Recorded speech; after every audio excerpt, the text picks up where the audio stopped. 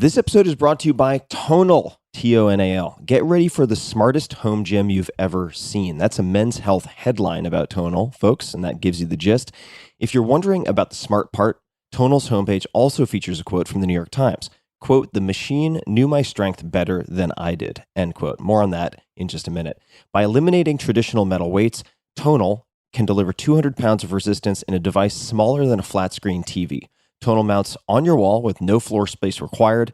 I've had a Tonal unit now for 6 to 12 months, which I got after a number of very close friends recommended Tonal, and it allows me to do things I would normally need a much larger gym for, like cable, chop and lift, or rotational exercises, things I wrote about in the 4-Hour Body, and it allows me to do these things that are nearly impossible otherwise, like eccentric loading, which I'll mention later.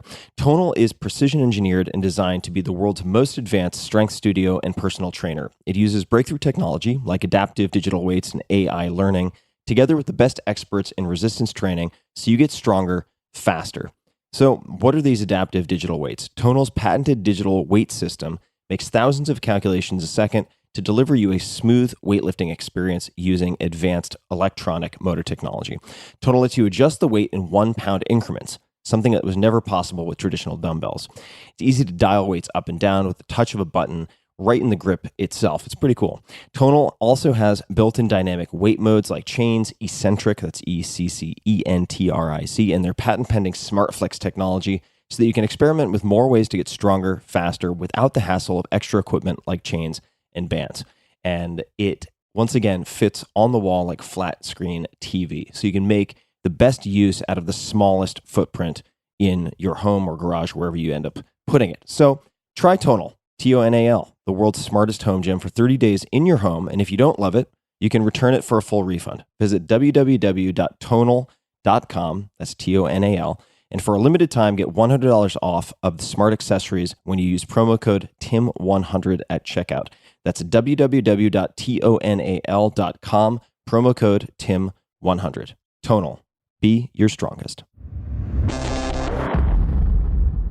This episode is brought to you by Allform. If you've been listening to this podcast for a while, you've probably heard me talk about Helix Sleep and their mattresses, which I've been using since 2017. I have 2 of them upstairs from where I'm sitting at this moment.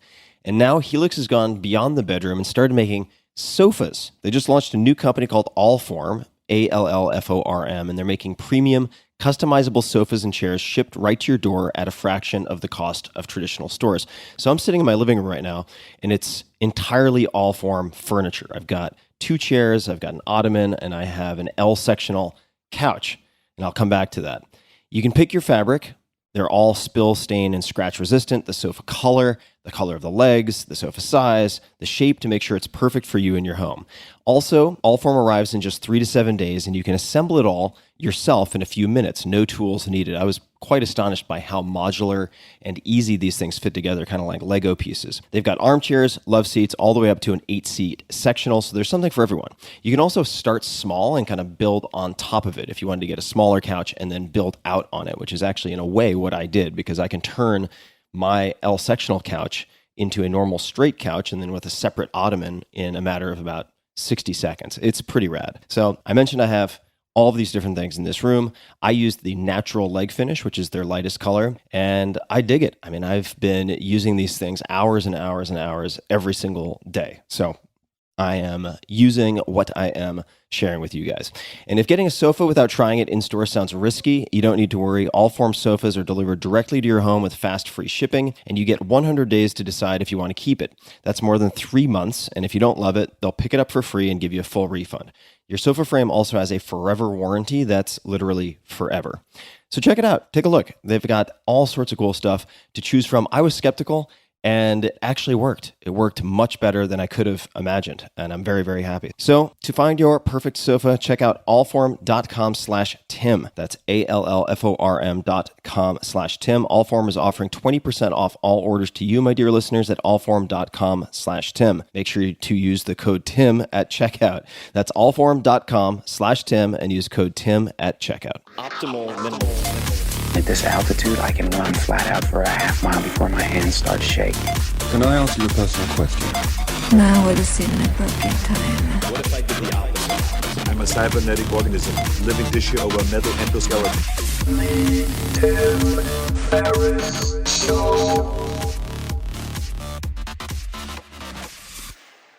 Hello, boys and girls, ladies and germs. This is Tim Ferriss. Welcome to another episode of The Tim Ferriss Show. And I want to skip my long usual preamble because we're going to run out of time before we run out of material. With today's guest, I've been looking forward to this conversation for a long time, many, many years, in fact. Dennis McKenna. You can find him on Twitter at Dennis McKenna4, and we'll provide many other links. Dennis's research is focused on the interdisciplinary study of Amazonian ethnopharmacology. He has conducted extensive ethnobotanical fieldwork in the Peruvian Amazon, and we will define a lot of terms in this episode, so don't worry about getting lost in the weeds too quickly. His doctoral research at the University of British Columbia focused on the ethnopharmacology of ayahuasca and ukuhe, and we'll double check the pronunciation, two tryptamine-based hallucinogens used by indigenous peoples in the Northwest Amazon. He is a founding board member of the Hefter Research Institute, which does exceptional work, and was a key organizer and participant in the Ayahuasca project, that's Hoasca project, the first biomedical investigation of ayahuasca. He is the younger brother of Terence McKenna. From 2000 to 2017, he taught courses on ethnopharmacology as well as plants and human affairs at the Center for Spirituality and Healing at the University of Minnesota. In 2019, in collaboration with colleagues, he incorporated a new nonprofit, the McKenna Academy of Natural Philosophy, which we will discuss. In the spring of 2019, he emigrated to Canada with his wife Sheila and now resides in Abbotsford, British Columbia. You can find him on all the socials, Instagram at Dennis McKenna, Twitter at Dennis McKenna4, Facebook at Dennis John, Jon McKenna, and also McKenna Academy, that's McKenna Academy, on Facebook, on Instagram, and on Twitter. Dennis, welcome to the show. Thank you, Tim. It's a pleasure to be here. I thought I would start with a bit of history and pull in some colorful characters while we're at it. Could you please describe your first meeting with Richard Evan Schultes? And that can kind of segue into who Schultes was. But I really enjoyed this story in your book, The Brotherhood of the Screaming Abyss, which we'll talk about. I printed out my Amazon Kindle highlights. I have 189 highlights from that book. We're not going to go through them all. But let's start with your meeting with Schultes, if you wouldn't mind. Schultes was a professor at Harvard. He's been called the father of ethnobotany. He certainly was not, because ethnobotany as a discipline existed before there was Schultes. But he was one of the more high-profile people. He was the director of the Botanical Museum at Harvard University for many years. And he made many contributions to Amazonian botany, but the one he's most notorious for and most well known for is he was probably the world's expert on what we used to call hallucinogenic plants, psychedelic plants used in different parts of the world. But that was what made him so famous. And like many people, I envisioned a career in ethnopharmacology for myself, which is something that I sort of realized was possible when I was 18. We can go back to this. This is earlier than Schultes, when I got my hands on this amazing book called The Ethnopharmacologic Search for Psychoactive Drugs. But I digress. We can return to that. So Schultes was a figure, just a towering figure in this field, like Einstein in physics or of that stature, and many, many people with a passion about psychedelic plants and indigenous use of these things, looked up to Schultes and wanted to work with him. And I was one of those. And in 1974, I was living in Berkeley with my brother, or close by my brother, who was living there, and I determined to go see the great man, to make a pilgrimage, essentially, to Schultes. And in those days, there was a deal. You could buy a bus ticket, $60 for 60 days. And you could get as far as you could go as long as you kept it within 60 days. So I made this pilgrimage to Harvard, to Cambridge. And where was your starting point? Well, I started at Berkeley, And I went first down to Louisiana, Hammond, Louisiana, and visited some friends of mine who owned a leather shop, a hippie leather shop, a wonderful bunch of people running a leather shop in this totally redneck town. Why did I go see them? Well, I went to see them because they lived out in the country where there were pastures and cattle. And I went there basically to hunt for mushrooms. And, and my idea this is 1974, and my idea was, well, I'll get a bunch of mushrooms and dry them, take them back to California and sell them. Well, it was like the worst season for mushrooms in like 5 years that they'd lived there. So I went down there and I did find some mushrooms, but just a few, plenty for my own needs, but I didn't have grocery bags of them or anything like that. That was the first place I went, was Hammond, Louisiana. And then I just got on the old bus and continued on. I stopped and saw, interestingly, this anthropologist in Maryland who had studied the Yanomami, one of the Amazonian tribes that uses these psychedelic snuffs. And he was a linguist. He was probably one of the few people in the world that actually spoke Yanomami. He had some interesting samples that he'd collected. I went there basically to pick up those samples and hang on with him. And then I continued up to Boston. And I had an old girlfriend who happened to live in Boston. So, and we were still on good terms. So I went there. I had a place to stay. And then I saw Schultes before I saw the girlfriend. I basically got off the bus and went immediately to the Botanical Museum.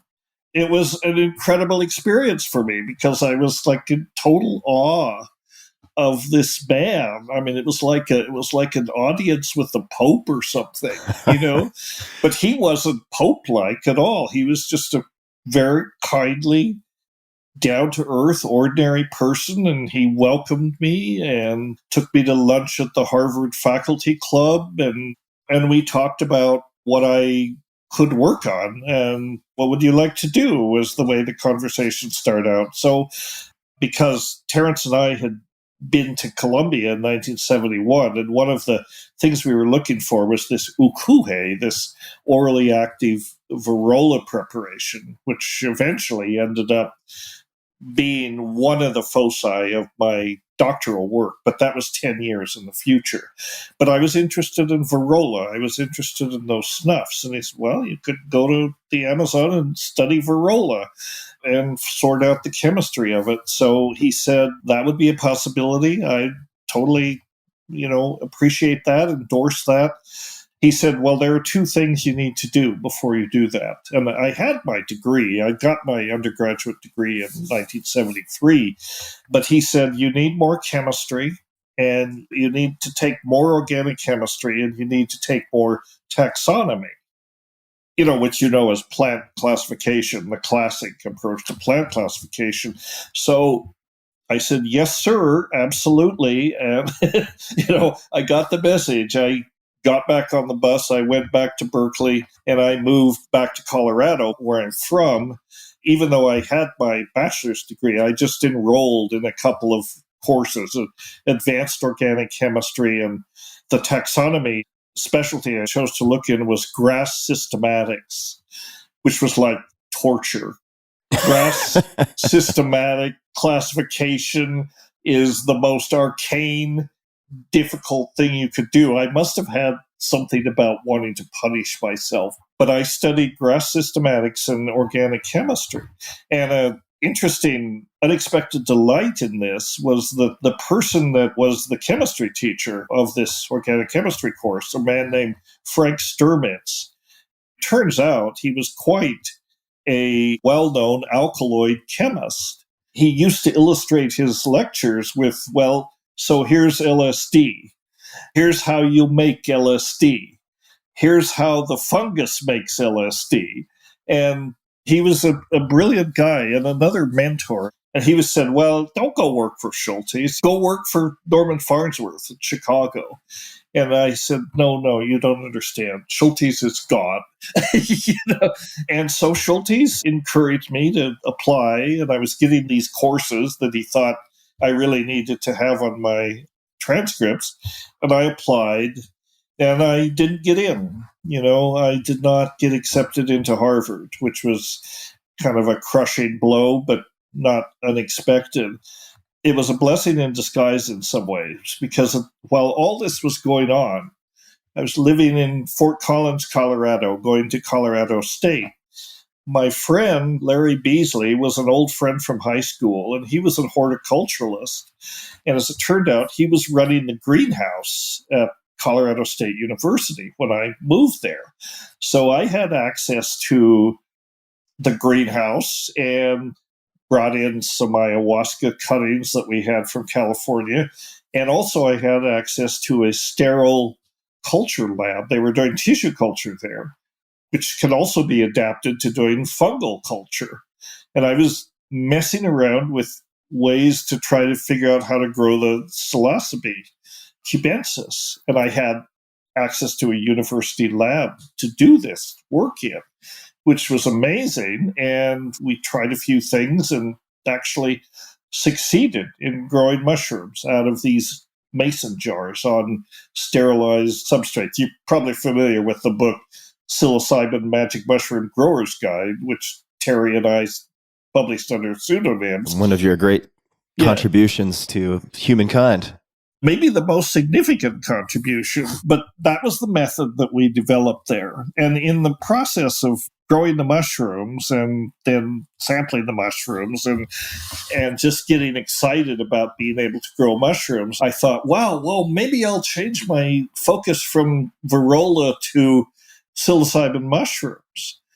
And I wrote to Schultes about this, and I said, what would you think of that? And he wrote back a rather kind of stuffy letter, saying, well, my specialty is higher plants. And I think if you want to work on fungi, you should talk to Dr.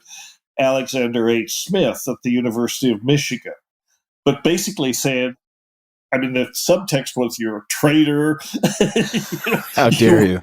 Yeah, not really. He was, there was subsequent encounters, but he basically said, if you want to study Amazonian plants, I'm all in. I'd be happy to have you. And as it turned out, I didn't get accepted, so that opportunity was taken away. But the unexpected benefit of this was that some years later, well, this was 1974, so after that, I did my master's at the University of Hawaii, not studying psychoactive plants. My plot to study psychoactive plants there was undermined. But I ended up applying to the University of British Columbia, and I started there in 1979. And my supervisor there was a man named Neil Towers, also kind of a giant in this field, not as gigantic as Schultes, but very much known in the world of phytochemistry and ethnobotany and so on. And he was quite open to me working on mushrooms. I actually started out in his program because he had come to Hawaii while I was a graduate student there. And my supervisor in Hawaii was another one of these incredible mentors that I've been blessed with throughout my academic career, Sandy Siegel. And Dr. Siegel, whenever anybody came to visit, a visiting professor or dignitary, he would always invite the graduate students up to his house, and we'd sit around and have pizza and beer and shoot the breeze with whatever luminary was in town. And Dr. Towers was one of the luminaries.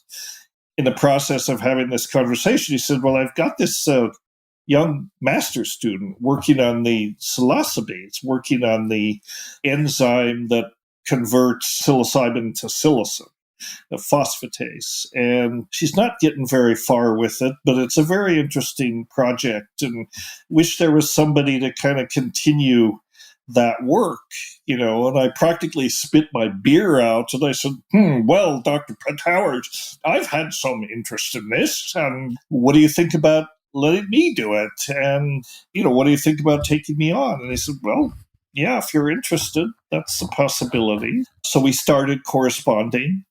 And I was like midway through my master's thesis in Hawaii at that point, and we started corresponding, and I got accepted. And I got, with Dr. Tower's support, I actually got a 4-year graduate fellowship, and I started working on psilocybe and the idea, and I had developed the technique for growing them. Dennis, may I pause for just 1 second? Certainly. I'm getting off on many tangents. I love all the tangents. That is actually kind of if there's any theme to this show, it is embracing tangents. But I want to just mention a few things and ask a couple of questions. But I want you to bookmark that. So we're in Canada, or headed to Canada at that point. But I just want to mention a few things. So, is it true that when you first met Schultes, when you walked in, he was effectively hugging an air conditioner? And the reason I ask is that if you look at photographs of Schultes in his prime, it very much evokes an Indiana Jones, minus the tomb raiding, of course, resilience and durability. I mean, you see him in native dress. You see him really fully engaged as not just an observer, but as a participant. He spent more than a decade, as I understand it, so about scouting. 15 years. 15 years in the Amazon, and this is not flying first class to the Amazon. No. So your first exposure to him was him hugging an air conditioner, as I understand it. Yeah, well, he was obviously a little past his prime at that point, but when I took this bus and got off the bus, it was like early September. It was a sweltering summer, and I got off the bus and I took my backpack. I must have looked a mess. I mean, I'd been literally on the bus for 4 days, But I got to his office and I went to the desk downstairs. I said, I'm here to see Dr. Schultes. They said, oh, he's upstairs in his office. So I went upstairs and couldn't see anybody there. There was nobody at the reception desk, and I sort of peered in this dark room with all the blinds closed and wiping the sweat from my brow. I mean, and I could see him back in the back of this office laboratory that he had there, and he was hugging the air conditioner. When you have an AC, you might as well use it, I suppose. I figure, and I mean, it was like utterly charming, because I expected this swashbuckling, like you say, Indiana Jones, tough guy, and he was all those things, but you got an air conditioner, you may as well hug it. So that's what he did. Yeah. It was very disarming. I love it. I absolutely love it. Let me also pick up on a couple of other points and ask just a couple of definitions for people listening, which we'll get to in a minute. But I would like to read a few things from the Brotherhood of the Screaming Abyss, if you're willing to bear with me, because I think it will hopefully help tie some things together in the minds of those who are not familiar with your background and your work. So Sanford Siegel, who you mentioned, so his research interests, among many other things, included exobiology. But I want to read just a paragraph about him from your book, and then 3 sections that I pulled out about science. It's going to take me a minute, but if you could bear with me. Okay. So this is from the book. And on Sanford Siegel, this is where the excerpt begins. Quote, in his NASA-funded work, he was extremely creative in his thinking about stress physiology in extreme environments. For example, he wondered what would happen if he tried to grow a cactus underwater. Turns out it grows fine as long as you bubble oxygen and carbon dioxide through the water. How well does a tarantula survive under a radiation flux similar to that at a Martian surface? It survives just fine for months. Can you germinate onion seedlings in liquid ammonia as a substitute for water? Yes, ammonia can substitute for water in many biological processes. He had a genius for thinking up these incredibly creative, exciting, and simple experiments. And yet they all had a rationale and a reason behind them. He was an out-of-the-box thinker. And then I'm going to jump to what you said separately in the book about science. Quote, I knew scientific thought had its limits, but before we could reject science, the most powerful set of intellectual tools ever developed by the human mind, we first had to learn how to do science. Then, if we still wanted to reject it, we could do so as scientists with full knowledge of what it was we were rejecting. I think these are really, really important to tie together because you have such broad exposure. And as I understand it, there were many influences early on, two of which were, I believe it was The Yaqui Way of Knowledge by Carlos Castaneda, even though subsequently a lot of people, and you're aware of this, came to conclude that a lot of that, if not most of it, was fictionalized. And a book that I have about 20 feet from here, which is the first edition of something you already mentioned, the Ethnopharmacologic Search for Psychoactive Drugs, ESPD. And that was from 1967. I have the updated, I shouldn't say updated, but a second volume from 2017, which you organized, which was a 50th anniversary. Right. Could you speak to perhaps the appeal of science? Because what I've noticed in the, let's call it the psychedelic ecosystem, is that you have purists in many different silos, if that makes sense. And part of the reason I've been so excited to spend time with you is because you have been a boundary walker of sorts across these different silos. What is it that drew you most to science and the scientific method, in addition to some of the facets perhaps represented by Castaneda's work in some respect? I think the 1967, 1968 were like pivotal years for me in terms of my discovery of my professional direction and my professional interests, as well as being psychedelics. These are also very personal things. But that year, 1968, is the year that these two books came across my desk. The Teachings of Don Juan, the first edition, that my brother gave me for my 18th birthday. And then the Ethnopharmacologic Search for Psychoactive Drugs, which I had not even sure, I don't even remember where I originally got the first edition, but that had come across my radar a few months earlier. And these two books were very important for me in terms of framing my interests. It made me aware that there was this ethnographic background and these traditional backgrounds, even though most people agree that Castaneda made a lot of this stuff up. Didn't really matter. It doesn't really matter. It made it clear that there was a body of traditional knowledge around the use of these things, whether what he described was accurate or not, didn't matter. That was one page, one side of the frame. And then the Ethnopharmacologic Search for Psychoactive Drugs made me aware that a lot of this was about chemistry and plants and pharmacology and molecules and a more hard science, biologically oriented aspect to it. So these two things seem to fit together very well. And I thought, ethnopharmacology is a real thing, at least to the extent that this book exists, it's a real thing. And could you define ethnopharmacology? Ethnopharmacology, there's various definitions of it. The one I like is kind of tortured. It's kind of long, but I'll explain why I like it. So ethnopharmacology is the interdisciplinary, by definition, interdisciplinary scientific investigation of biologically active substances used or observed by humans in traditional societies. And the reason it's so tortured is it's not always about plants. It's not always about medicinal plants. It's not always about things that humans ingest. For example, arrow poisons, totally legitimate kind of subject for ethnopharmacology. And then traditional societies kind of limits the scope. We're talking about in some sense, all of pharmacology is ethnopharmacology because it's people doing it, but we're talking about traditional knowledge, indigenous knowledge, and that sort of thing. That's the formal definition of ethnopharmacology that I like. And I think it's also worth highlighting for folks, and you would have, I'm sure, dozens or hundreds of examples, how many commonly used compounds or drugs have come out of, in some form, ethnopharmacology, whether it be aspirin or you mentioned dart poisons, that, curare leading then into anesthesia. And the list just goes on and on and on. There's so many things that we take for granted Right. that have their origins in these places.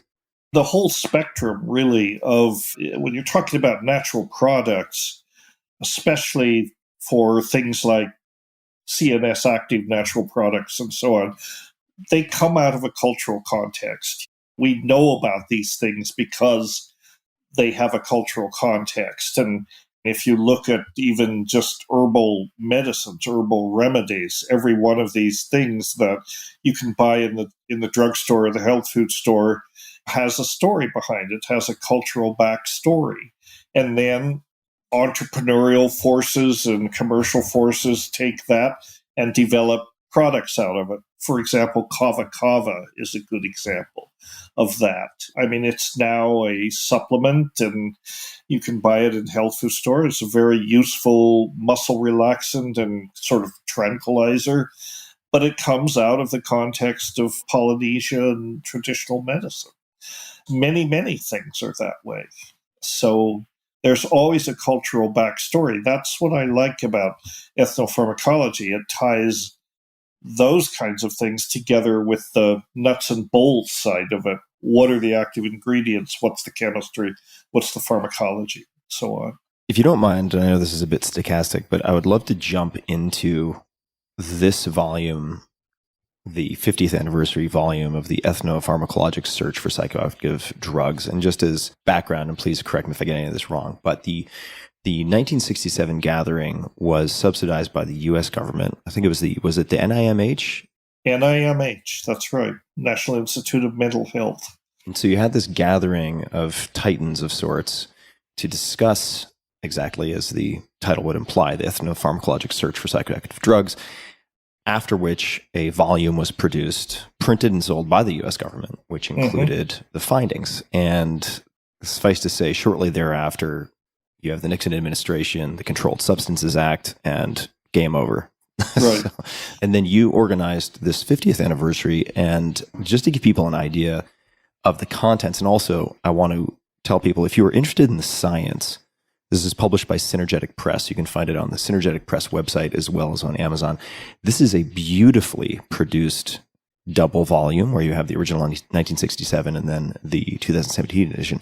The contents are just fascinating. And one of them that I'd love to dig into, and it doesn't necessarily have to, our discussion doesn't have to be reflective exclusively of the content in this, Broad Spectrum Roles of Harmine and Ayahuasca by Dale Millard. Could you speak to some of the more recent findings related to ayahuasca, which could include this discussion of harmine? But I think a lot of folks have assumed that ayahuasca is this psychedelic brew principally containing Banisteriopsis caapi, this vine, and a plant source containing DMT, like chacruna or other Psychotria viridis, that the vine really just serves to render the DMT orally absorbable or active. But it seems like there's a lot more to the story. It does do that. It does do that. It's the MAO inhibitor, monoamine oxidase inhibitor, that renders the DMT containing admixture plants active, because DMT itself, as you know, is not orally active if you just take it pure, or if you make a tea of chacruna, one of these, and then drink it by itself. Nothing's going to happen unless you have an MAO inhibitor on board. But it turns out that alkaloids of Banisteriopsis, these beta-carbolines, are much more than just MAO inhibitors. For example, one of the primary alkaloids in ayahuasca is harmine. And harmine is a strong MAO inhibitor, but it also stimulates neurogenesis, which is nerve growth. And these are recent findings. Another constituent in ayahuasca is a related alkaloid called tetrahydroharmine, which is an MAO inhibitor, but also a serotonin reuptake inhibitor. So it has like SSRI type activity, and also some other unexpected things. For one thing, and this came out of our Ayahuasca study in Brazil, it has long-term effects on the levels of the serotonin transporters in the brain. The serotonin transporters are the presynaptic molecules that take serotonin back up out of the synapse and recycles it and re-releases it. Well, like SSRIs, tetrahydroharmine inhibits that, but it also causes a long-term elevation in the levels of these serotonin transporters. And that was a unique finding. We didn't know what to expect, but that came out of the study, and it was kind of surprising. But then when we found this effect, and this is all in vitro. We took tissue samples, platelet samples, and so on, and this was all done in the lab, but we found this persistent elevating effect on the serotonin transporters. We thought, what does that mean? It wasn't really clear. We were asking a naive question. Is there anything biochemical that makes regular ayahuasca drinkers different biochemically than normal people or other people? And this was one clear difference. We didn't really know what it meant, but then we looked into the literature and we found out there were a number of pathologies that were associated with abnormal deficits in the serotonin transporters. For example, various kinds of alcoholism, addiction, suicidality, even homicidal behavior, various kinds of behavioral pathologies, which happen to be the very pathologies that many of the people in our UDV studied were saying ayahuasca had saved them. Usually from alcoholism. That was usually their problem. And if they stayed in the church, in the supportive context, and drank ayahuasca regularly, then they stayed on track. And they were on track. These were very behaviorally, psychologically functional people, not sick. If they were sick, they were cured, and they attributed it to ayahuasca.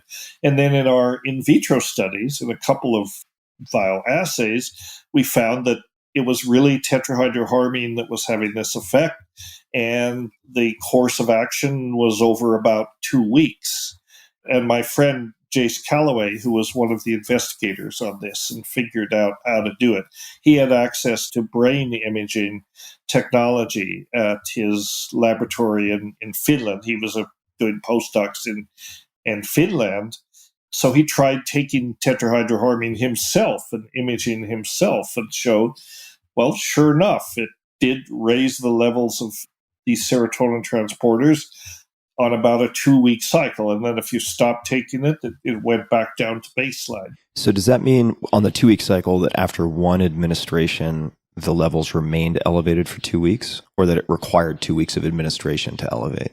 It required about 2 weeks of continuous administration to bring it to that level. And that was the cycle that the UDV, customarily, they took it every couple of weeks. Not that they knew about this effect, but that was just their practice. Well, I guess they knew about, in a sense, they indirectly knew about the effect, but not the mechanism, right? That's right. And that's right.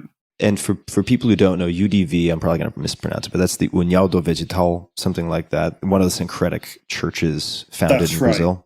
Yeah, I should have explained that. One of the syncretic churches, the group that invited us in to do this biomedical study in the early 90s. That was one of the chief findings. Just a quick thanks to one of our sponsors, and we'll be right back to the show.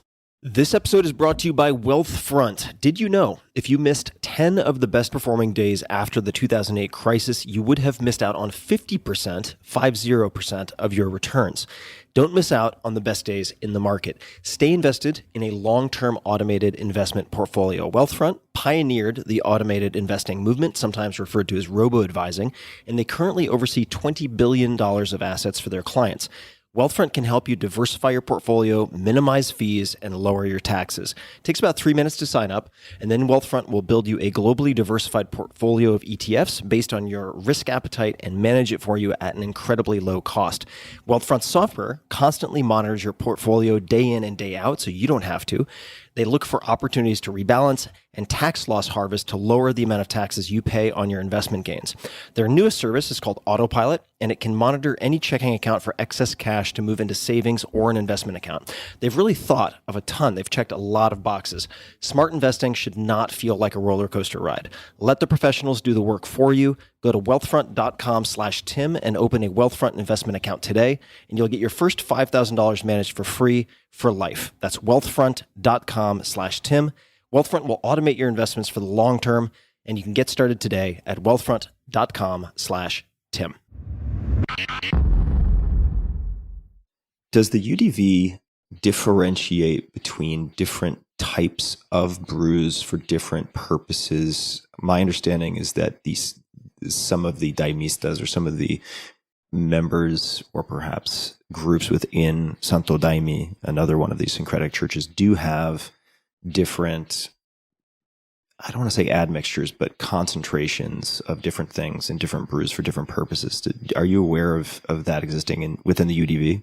Yes. The UDV does have that. They do have different formulations and so on, and they don't talk about them. I mean, we were not able to get any information out of them about that other than the fact that, yes, we do have these different formulations. I mean, we came up against a couple of interesting things about when we were dealing with the UDV, which was that they were very concerned that ayahuasca, or ayahuasca as they called it, be viewed as a sacrament, not as a medicine. And so if you wanted much less as a drug, right? That would be a big problem. Much less a drug. They didn't like the idea that you would study it as a drug.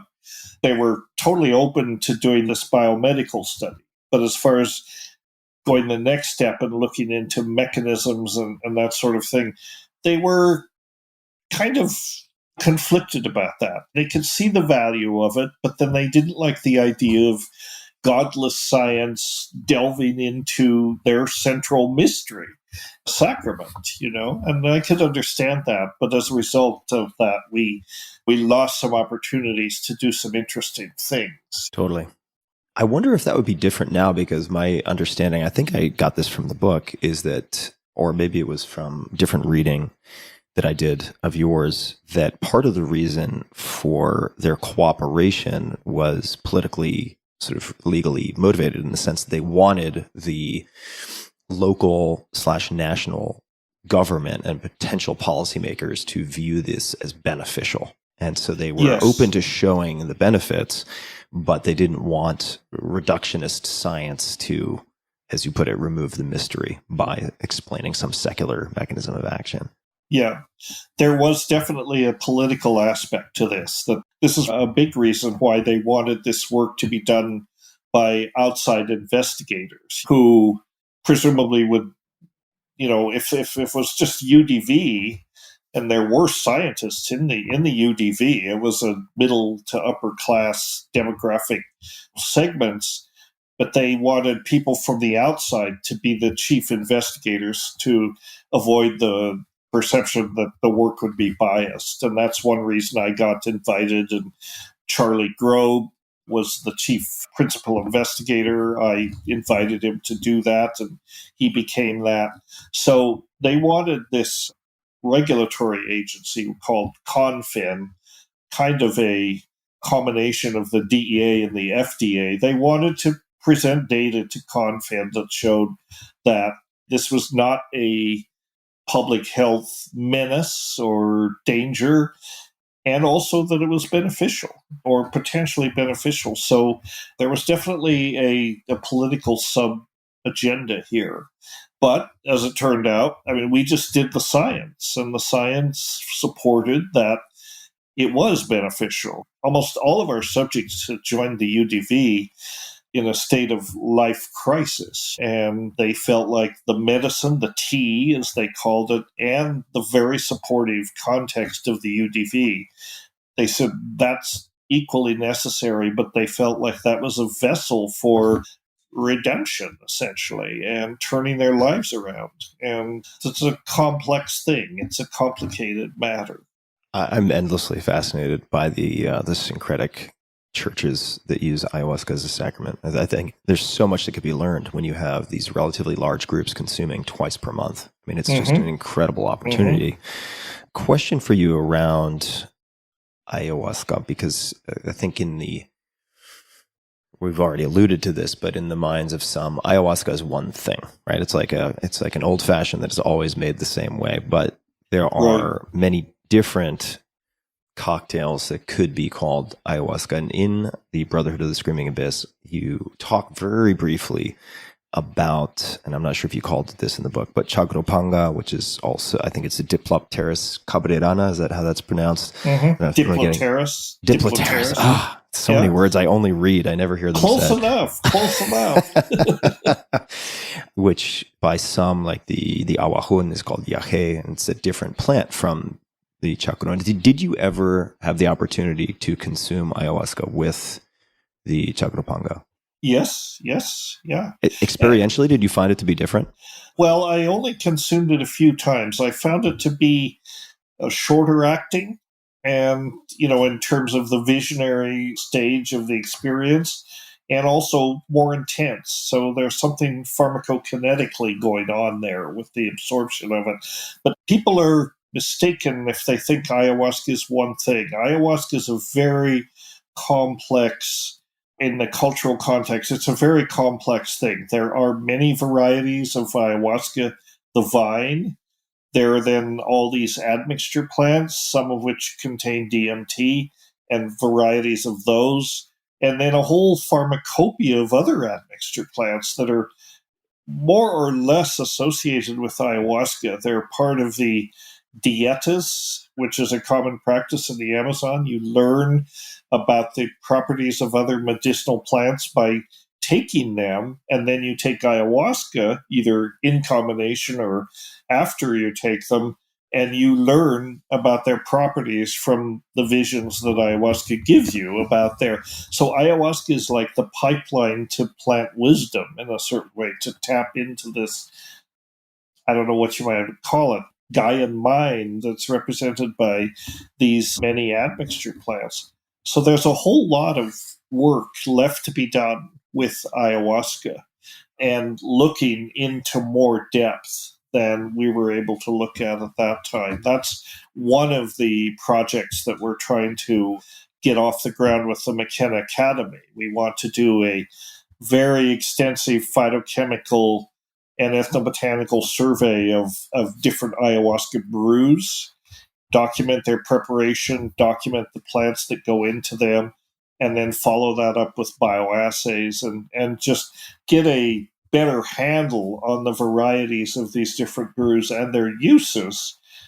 Why would we care? Why do we want to do this? Well, it's gathering knowledge, it's gathering information, but the potential practical outcome of this is that you can formulate brews that might be specific for different types of disorders. Maybe some work better for addiction, some work better for trauma, some work better for depression or that sort of thing. All of this is kind of supported by the fork knowledge, but there's been nothing like a controlled study of any of this. It's very hard to get funding to study ayahuasca in a clinical setting because it's not a pure compound. It doesn't lend itself to the same kind of double-blind, placebo-controlled protocols that you can use with something like psilocybin.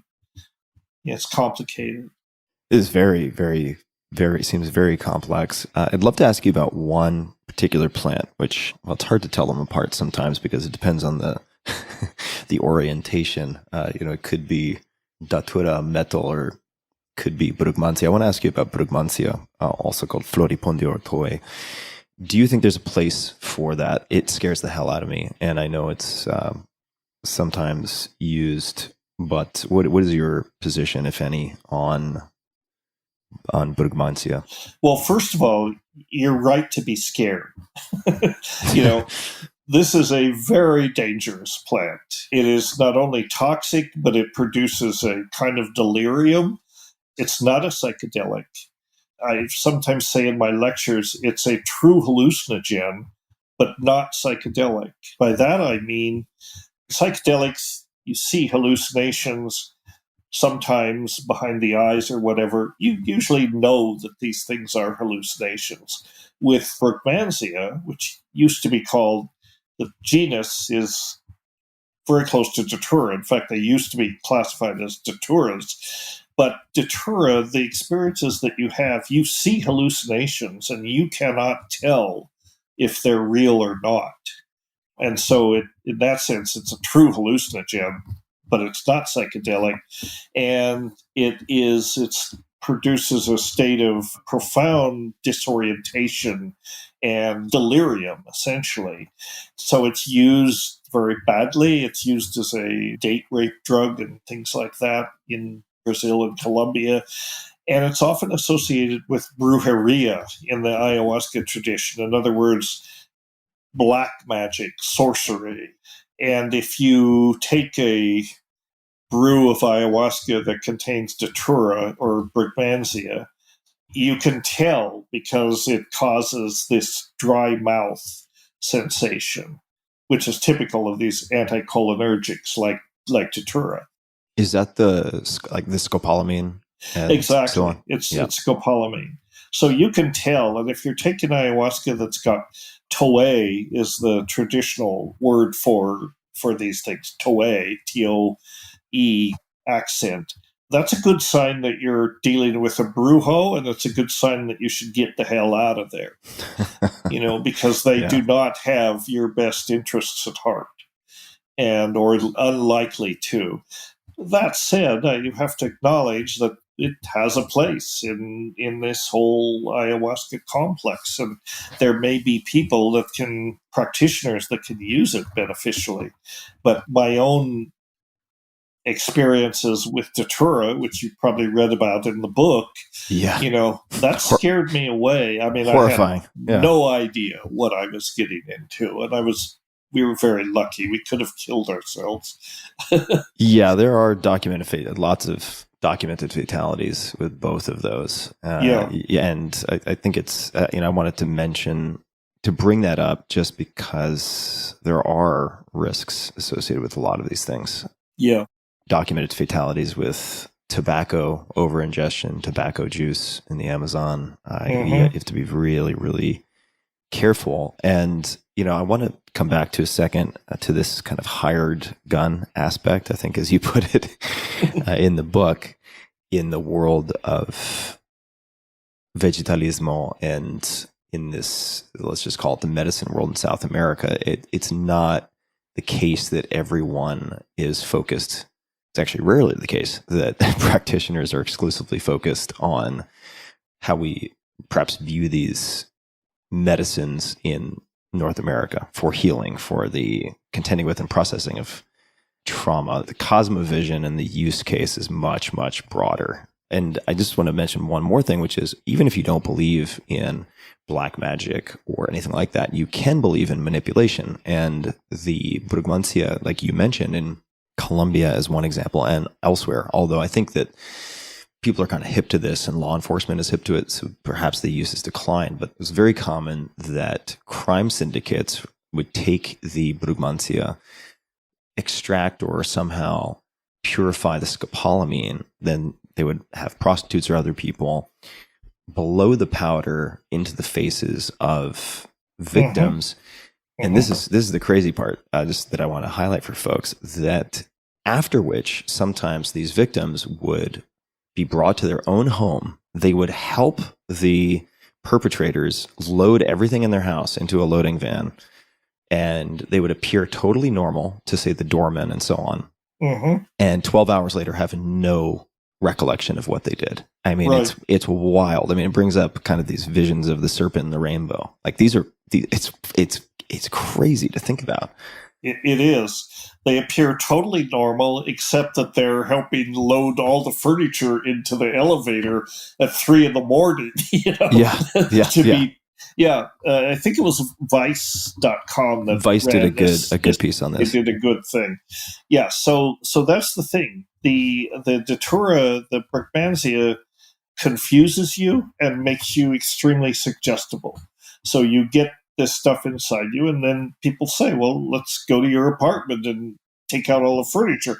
Let's go to your ATM and take out all your money. And you say, oh, well, that sounds like a good idea. Let's go do that. So black magic aside, it can definitely, doesn't have to be magic. It just puts you in such a state of confusion, susceptibility, suggestibility. That's the way it works.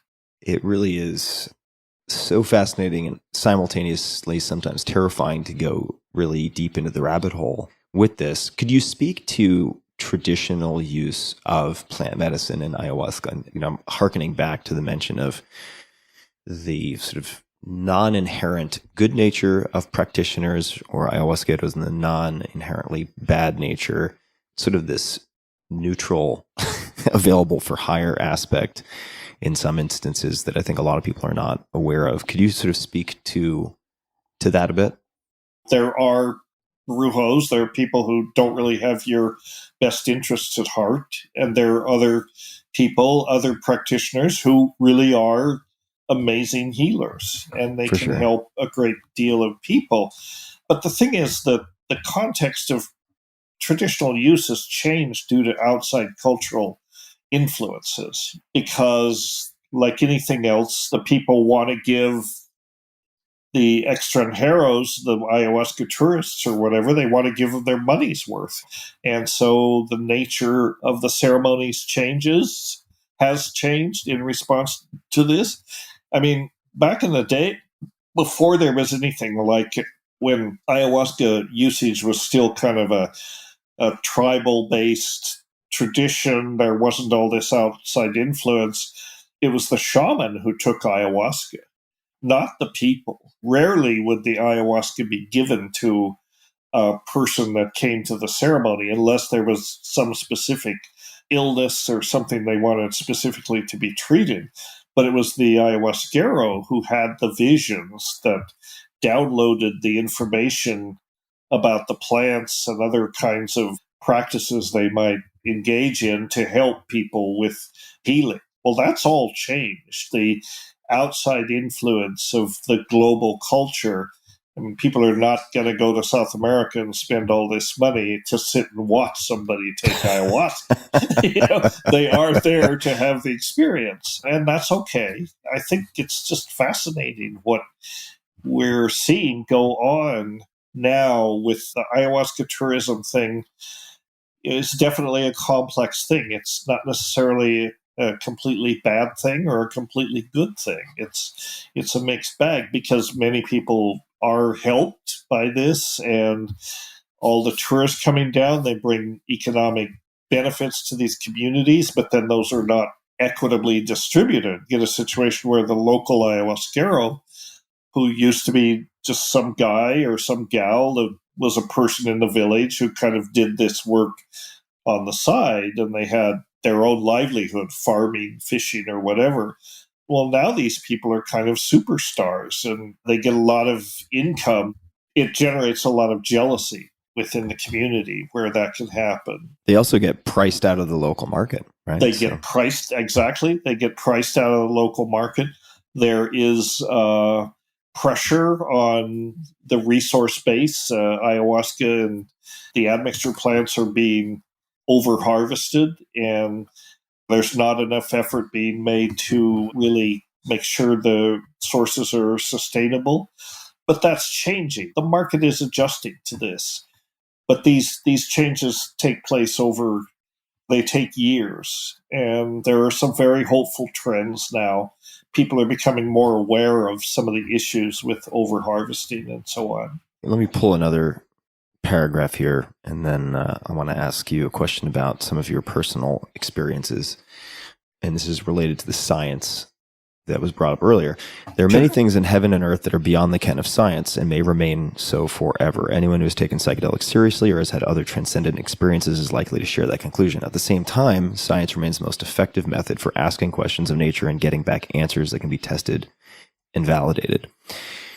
So you fascinate me on so many different levels. I've actually read much more of your writing than I have read the writing of your brother. And part of the Venn diagram that makes you such a subjective interest to me is the scientific, let's call it the esoteric, and then the personal.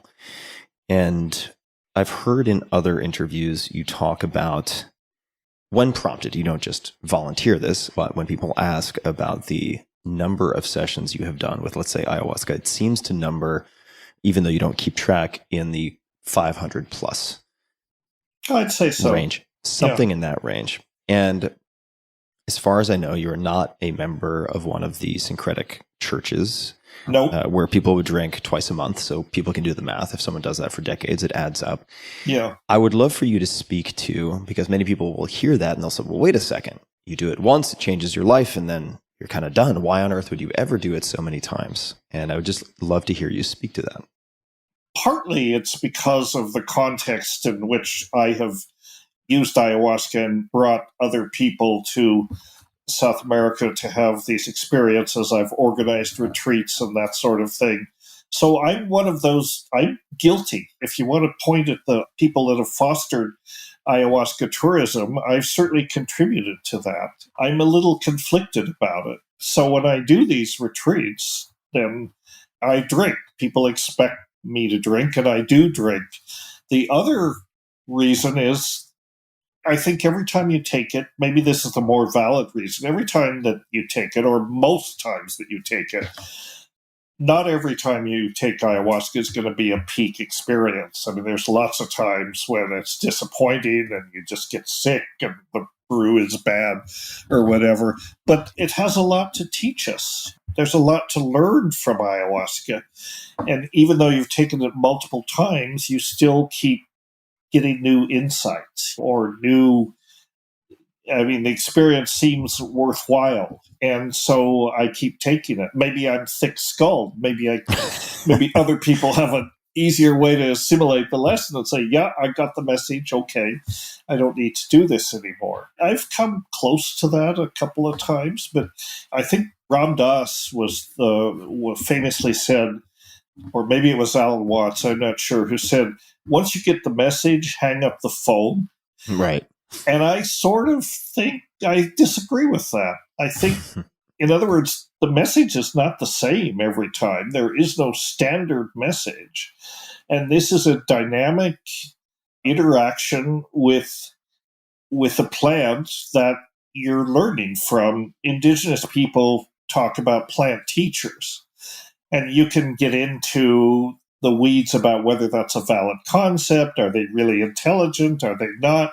The point is, it doesn't really matter whether the plants, the ayahuasca opens up some part of yourself that may present as something not the self, but that knows things, has information to transfer. It doesn't really matter. What I say is the information good. So every time you take it, or when you take it, there's really a bottomless well of things to still be thought about and assimilated and so on. So I kind of don't believe in the hang up the phone approach. My approach would be, I guess, keep listening. Keep listening, because a lot of what you might hear will be stuff that you've heard before, but there may be new things that come along that make it worth it to stay engaged. And so that's how I relate to it. It's not a waste of time to keep listening. And you've also noted that, and you're not the only person, Luis Eduardo Luna and others have also noted that these habitual consumers of ayahuasca often seem to remain exceptionally sharp and lucid into older age. And as I've thought about this and spoken with people who have a lot of experience like yourself, it seems like there are kind of different frames through which you can look at this experience. One is almost like the replacement of a malfunctioning hip. So you have a hip replacement, it's one and done. Maybe you need it again 10 years later, but that's it. That's the hang up the phone approach. And then there's this way of looking at it almost like going to the gym. There are all these use cases historically that seem to at least offer other use cases, like the use of ayahuasca for hunting, let's just say. Right. And Another one that kind of occurred to me as I talked to some of these folks who drink, in South America, some people are drinking 4, 5, 6 times a week. And it's almost like you could, let's say, live in New York and go to Japan and study things in Japan in the hopes that you can bring it back to New York and apply it in your life in New York. But you could also go to Japan and just get to know Japan and the culture and how to operate in that space.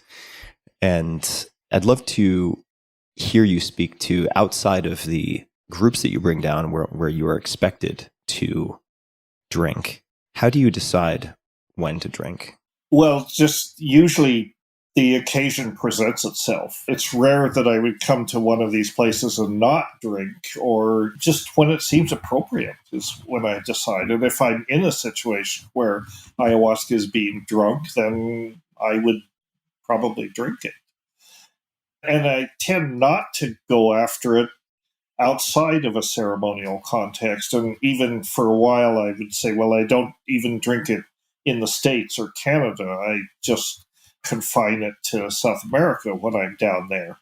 But then I can't really stick to that because there are opportunities here. And now I go to a place called Salterra in Costa Rica, which is one of the higher profile ayahuasca retreats. I'm an advisor to Salterra, and I like the way they're doing it. I think they're very ethical in their approach to all this. And so it's a matter of opportunity rather than anything else when it seems appropriate. But to what you alluded to before about how it can be, in some ways, ayahuasca and a lot of psychedelics can be a big reset.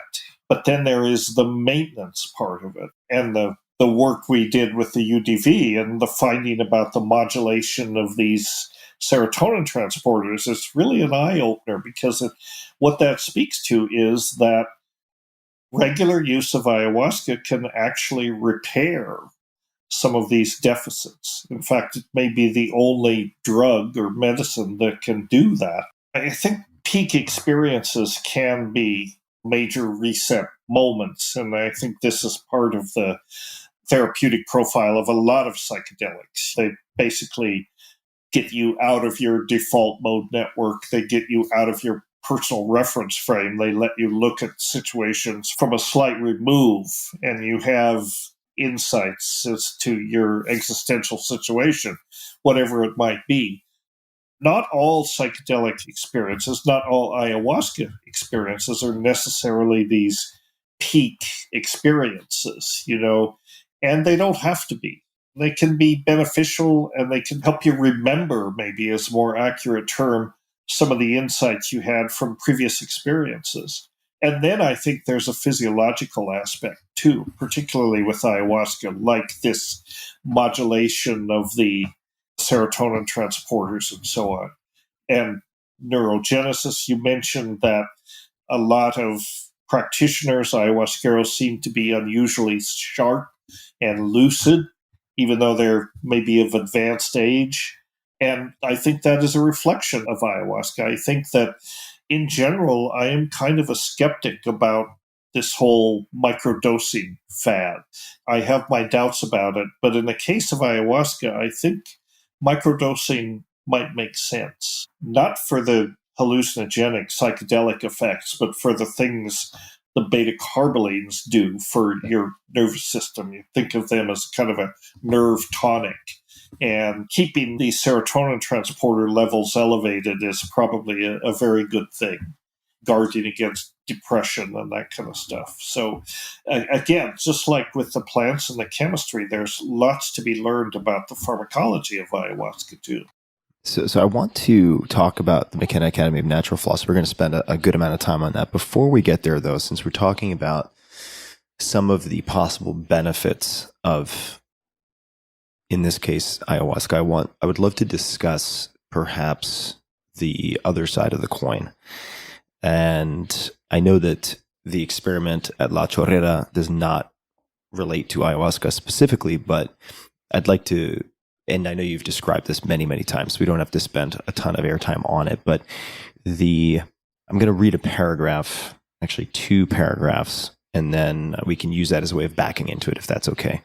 Here's the prelude to the chapter that introduces the experiment at La Chorrera, which, again, we don't have to spend too much time on, but just enough to kind of frame this. In some respects, quote, in some respects, everything in life before we arrived at La Chorrera was a prelude to the events that engulfed us there, and everything afterwards has been a reflection of them. Terence chronicled the events in True Hallucinations.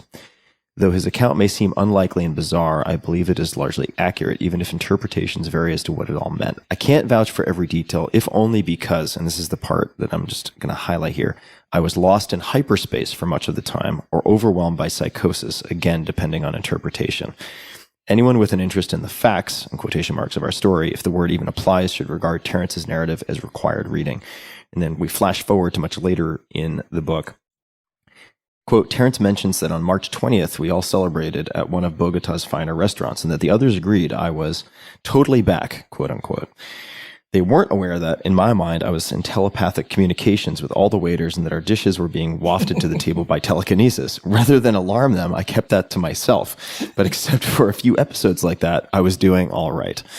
Okay, there's a lot to discuss here. I have personally experienced many upsides to psychedelic use, including ayahuasca. I've also been put into hyperspace, as you put it, on a few occasions, or have become, say, destabilized, if we want to be a little less charitable. And I have friends who have become destabilized after dietas in some cases, using ayahuasca in other cases, in some cases from LSD. We don't have to go to South America for this, for weeks, months at a time.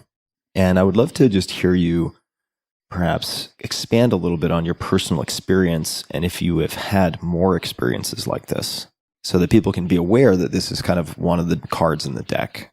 It is one of the cards in the deck, and people should be aware that this is a possibility, which is one reason why it's important to have a strong ritual environment, a strong ritual context, and a ayahuasquero, a practitioner that kind of knows what they're doing, because they can keep you on track and get you out into hyperspace and get you back. And that's kind of the whole essence of shamanism.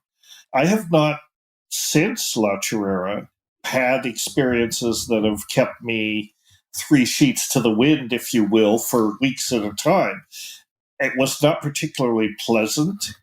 And I mean, at the time, I was not concerned about getting back.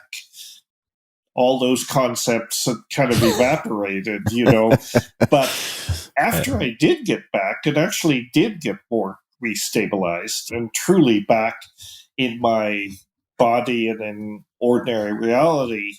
On reflection, I realized what a dangerous place this was to be in, and that potentially it could have gone the opposite way, where I never did reintegrate. One of the reasons that I was able to reintegrate, I think, was because of the circumstances at La Chorrera. The process had to play out. There were people in our group who said, this is totally out of control. We need to get these people out of here into a psychiatric facility and under treatment. And Terence and I both completely resisted that because we understood what was going on. At least we thought we did. We were in communication with each other. And it was like, no, you just need to let this play out. And I think that was the right thing. I mean, it was I have a lecture I give, a talk I give. Was it a psychotic break? Was it a shamanic initiation, or was it an alien encounter? Probably all three in a certain way, but it was closer to a shamanic initiation in a certain, not that I call myself a shaman, I'm not, but it's the shamanic initiation is where you get to explore these dimensions and then you get back out, you get back onto your mundane feet in 3D in ordinary reality and whatever that is. I'm kind of wandering here, but I think the point is because of the fact that it was able to play itself out from beginning to end, it was actually a very healing experience rather than being disorganized and incoherent for the rest of my life. Maybe some people say I am, but I don't think so. But it was actually a healing experience, and I came back from it stronger. And I feel like I am, even though I've continued to take psychedelics ever since on occasion, I've never gone to that place again. And I'm kind of grateful for that. And I also feel that I'm basically a fairly stable person. Let me ask a couple of follow-up questions, because there are a few things that struck me in the book in describing this, and people should pick up the book and read all of it, including this chronicle. Only the Kindle version is available, as you know. Which is perfect for me, because then I can copies take are no more. Hard to come by. So I can take notes and then export my notes, which is my favorite thing in the world to do. Right. So I have my 189 highlights, and then I went through and I added 3 asterisks to the things I wanted to follow up on. That's a 6-page document. So I'm fully nerded out when it comes to my digestion of this book. And please fill in the details or fact check me on this. But one of the things that struck me, and this also seems to be a pattern across people who, and I don't want to characterize your experience this way, but those people who might come unmoored and stay adrift for longer periods of time, is there was a real density of consumption of psilocybe mushrooms when you were there. And my understanding is you guys had very little in terms of food, maybe some instant noodles and rice, and you had this just almost ridiculous abundance of mushrooms due to these Cebu cattle who were down there. And so you started spicing up meals and so on by throwing in psychedelic mushrooms. So you had just not only a high dose experience, and there's a lot more to it, of course, but you had a really high density of continuous consumption. Was that accurate? Is that fair to say? Yes. And so we never really, in this process, we never really did give ourselves a chance to get back to baseline, as you will, and look at, well, what's going on here now that we're unstoned? We were never unstoned. Most of what happened with the experiment at La Chorrera, when we actually performed the experiment at La Chorrera, was post-mushroom. We weren't eating them anymore. Oh, that's right. That was about 2 weeks later. There were plenty of them in our system. Yeah. So, and then of course on the night that we did the experience, we ate them. But yeah, mushrooms are tricky. Mushrooms are not necessarily to be trusted in a certain way, because they can lead you into these delusional spaces. And as a plant teacher, well, they're not plants, but as a psychedelic teacher, they're somewhat less trustworthy than ayahuasca, I feel. You can get into these delusional spaces, and it's something to be careful of. Yeah, certainly not to be trifled with, in the sense that you should. I think it's a good idea to respect mushrooms. Yeah, none of these things should be trifled with. Yeah. To follow up on that, you mentioned letting things play out and how that was beneficial to you and your reintegration. And perhaps if you had been subjected at that point to a psychiatric intervention, that could have been problematic for you. This presents a dicey situation, I suppose, for people who might experience things, in the sense that, as a counterweight to that, I know one person, for instance, who went to Peru, did a traditional dieta where he was consuming something called chiricsanango and ayahuasca on alternating days. And he did this for quite a long period of time. And chiricsanango, I've seen in a number of cases now, people who've had psychotic breaks after sort of continuous administration. Not to say it's bad. I just think that this is an observed kind of phenomenon. And his family had to go down to South America. He thought he was God, and convince him that if he were God, the gift he could give would be getting on this thing that was made up in his mind called an airplane and coming back to the United States. But I suppose there's a plausible argument to be made that he would have been sort of among the lost and maybe would not have come out by himself. So how do you think about when it is appropriate? And again, we're not giving medical advice. Everybody needs to talk to their medical professionals, but would there not be times when a psychiatric intervention would be called for? How do you think about that? There would definitely be times when a psychiatric intervention, I'm not saying that every time. For me, the fact that the experience could play itself out, what was allowed to play out was this process of integration.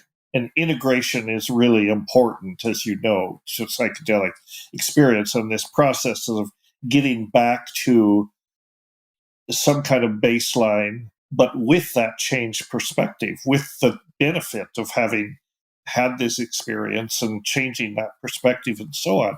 But sometimes, I mean, this is why set and setting is so important. And when you take it in a inappropriate set and setting, then there's the potential to come up against what we call the real world, society and its conventions and its expectations. I mean, for example, I could share with you the son of a very good friend of mine in Minnesota at about age 18, went with his, I don't know what his previous psychedelic experience had been, not great, but a few low-level mushroom experiences and so on. But he decided with some of his friends to take a trip to New York City. This is like small-town boys in the big city, and just having a great time. They took a lot of mushrooms, and he sort of descended into this delusional world. His friends said, well, we're going back to Minnesota. And he said, well, I'm staying here. What are you going to do? Live on the streets? Yes. And he had this whole thing. Well, it didn't take very long for him to come up against New York's finest, as you might say, because he was acting pretty strange. And he got into a tussle with the cops and punched one in the face. Uh-oh. That was a big mistake. Next thing you know, he was in jail and being transferred to what is the huge psychiatric hospital there? Bedlam or something like that. Bedlam, Bellevue, maybe? Bellevue. Mm-hmm. The only reason that he was able to resolve it in some ways was that at this point I was getting involved. I was actually in Brazil at an ayahuasca retreat when all this was going on. But my friend called me and said, this has happened. Is there anybody in New York, a psychiatrist, that could help him? And as it turned out, I said, well, yeah, as a matter of fact, Steve Ross might be able to help him. And I called Steve. This is all done by Skype. There was, and I called Steve and I explained the situation. And he said, well, as it turns out, I have admission privileges at Bellevue, which I had no idea that he did. But he went over there and was able to intervene on this young man's behalf and get him out of there. But the guy never did recover. He went back, he was on psychiatric meds, and he was fairly functional when he was doing that, but he hated being on psychiatric meds. And it was a tragedy in many ways. He never fully recovered. How old was he at this time? He was about 18 or 19. Did he have a family history of schizophrenia or anything like that? Potentially, yes. There was schizophrenia in his family. It was a very strange family situation. I mean, his mother was a devout evangelical Christian, and his father was like a psychedelic cowboy. He grew his mushrooms in the basement and brewed his own ayahuasca and so on. And so it was a weird family situation, and it was very bad. I don't want to disclose too much, but of course. I mean, that's very sad. It was, a very sad outcome. So this is a case of, it's hard to predict, but apparently he had this family history of schizophrenia, and the mushrooms triggered this. So this is why you have to approach it from an informed place, and hopefully with a practitioner, whether a therapist or a shaman or whatever, who can hold that space and modulate the outcome. To take it on the streets of New York, probably not a good idea, especially if you're not from New York. I don't know. Yeah, for sure. I mean, it also just brings to mind, like, maybe it should be the 4 S's, right? You have screening, setting and then support. Like you have a Exactly. safety net in place before you get on the trapeze. You That's have right. a That's right. therapist, somebody And who's this actually was supervising. this was just approached by these young men in a very recreational way, and they were out to have a good time, and it was not good. Yeah, powerful compounds. And I mean, this applies sort of across the entire pharmacopoeia, right? I mean, SSRIs also can produce suicidal ideation and all sorts of states. So you just really, it's a really good idea to have professional assistance and supervision with these things. Yeah. Well, let's talk about the McKenna Academy of Natural Philosophy, because you bring so many different perspectives and lenses and also toolkits to bear on these discussions. I would just love to hear about this new nonprofit and why you started it. The new nonprofit, the McKenna Academy of Natural Philosophy, which is www.mckenna.academy. Academy is the suffix of the website. And I wanted to create originally the idea that we would start this academy and that we would have a physical place in South America where we could do retreats, which we had been doing all along, and then conferences and different types of educational activities to explore natural philosophy. And a lot of it was the ideas that would be a modern mystery school, modeled after Eleusis, or not modeled after it, but in that spirit, a place where people could come together and share ideas and marvel at the cosmos and marvel at existence and do what natural philosophers do, natural philosophy being the precursor of science, what science used to be before it became so quantitative and reductionist. Natural philosophy is the root of science, and it differs from science in that it admits that there are other ways of knowing rather than the reductionist way of knowing. That's valuable, but that's not the whole trick. This is the limitation of science. Science can understand segments of reality, but in small pieces, but it doesn't fit the whole picture together too well. So the academy is basically, I guess the modern analog would be something like Esalen, a place where ideas and brilliant minds can come together and create dialogues. And of course, COVID changed our business model radically because we couldn't do these conferences and so on. So we've had to pivot and go online. And that's what we're doing now, just trying to create an online presence and continue our work. It's partly educational, it's partly research. We've got a project going on down in Peru right now. We're making a documentary about the current state of traditional medicine in the Amazon around Iquitos. And a lot of it is about this botanist that I've worked with for 40 years there, who's the curator of the herbarium at the university in Iquitos. And he's one of these people about which it's said when a medicine man dies, it's as though a library has burned down.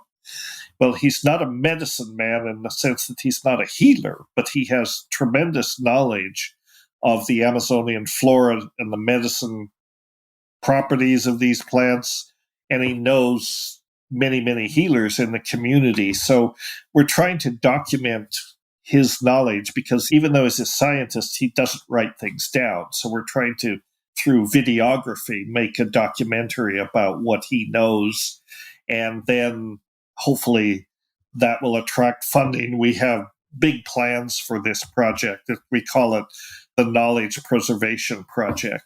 The first aspect of it is to make a relatively short documentary about this gentleman whose name is Juan Ruiz, and then to develop over the long term, what we want to do is work with the herbarium there and digitize the herbarium and try to make it into a world-class resource for plant research of all kinds that would be centered at the university. So this is all described in our website, and that's probably our biggest project right now for which we're seeking support. support. So people can find that at McKenna.academy. I encourage everybody to check it out. Yes. There are 5 key departments. Tell me if this requires updating, but you have therapeutics, education, retreats, R&D, and media. Is that still an accurate reflection, or has that been modified?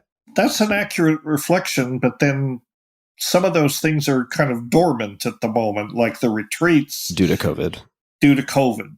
I mean, eventually we want to get back to that. Media, obviously, is an even bigger part of it because the internet is our teaching platform now. Therapeutics, again, not so much because they're usually associated with the retreats, but education for sure, and R&D. This project that we're doing with this gentleman at UNAP, the university there, is in the category of R&D. And the McKenna Academy is a public charity. Is that right? That in the sense that it's tax exempt as a 501c3? It is. It's a 501c3 tax exempt organization chartered in the United States, even though I don't live in the United States anymore. I live close enough. I live in Canada now. But the academy is incorporated in California as a 501c3. And who is involved with the academy besides yourself? Are there any particular people who are acting as advisors or research collaborators? Oh, definitely. Yeah, we have a number of people that are associated with it. The woman who is the executive director, Christina Chaya, lives in Peru, and I've worked with her previously on organizing retreats. So she continues to work with me. We have very good people on our board. One gentleman with lots of experience in the financial industry. Another woman is a corporate lawyer. So we have that expertise. And then we have just a fantastic bunch of advisors, one of whom is Alexandre Tanu, who you know very well, and Wade Davis is an advisor. Paul Stamets is an advisor. So we have a number of high-profile people. Yeah, it was strong roster. Yeah, definitely. What types of projects would be on the short list of things that you would like to engage with and explore, assuming that you have the resources to do so? Well, a couple of things are on the plate. So we've got this kind of long-term project, this knowledge preservation project, which we're beginning to brand it as Bionosis. And that is, the focus right now is on the documentation part. But then the next phase, which will take much longer and cost a lot more money, is to focus on the herbarium there, of which Juan Ruiz is the curator of this herbarium. So that's a long-term project that we want to do. In the shorter term, we're working on developing an ethnobotany course in collaboration with the Organization for Tropical Studies in Costa Rica. And we're going to be offering that course this fall. And one of the people that is working on that is a guy named Michael Coe, who is an ethnobotanist.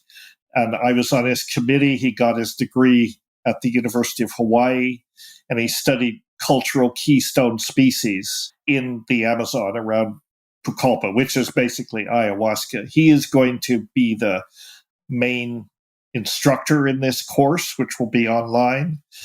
And then we're planning to do a virtual symposium, probably in August, on the stoned ape theory. Indeed. And we're going to do that because one of Terence's books, The Food of the Gods, is being reprinted again. I'm actually doing a online event with Michael Pollan and the publisher, and we're doing essentially a podcast together, but then we're going to do a one-day symposium on the stoned ape theory and have some interesting speakers. I wrote a new foreword for it, which I'll be happy to share with you. And we're going to have this symposium because we're going to revisit this whole idea, which actually, based on new discoveries, is more plausible than it was when Terence first proposed it. And that's what my foreword is about, in part. is that we didn't know about the way that these psychedelics can create these hyper-connected neural architectures and neurogenesis and enhancing the connectivity in the neocortex and that sort of thing.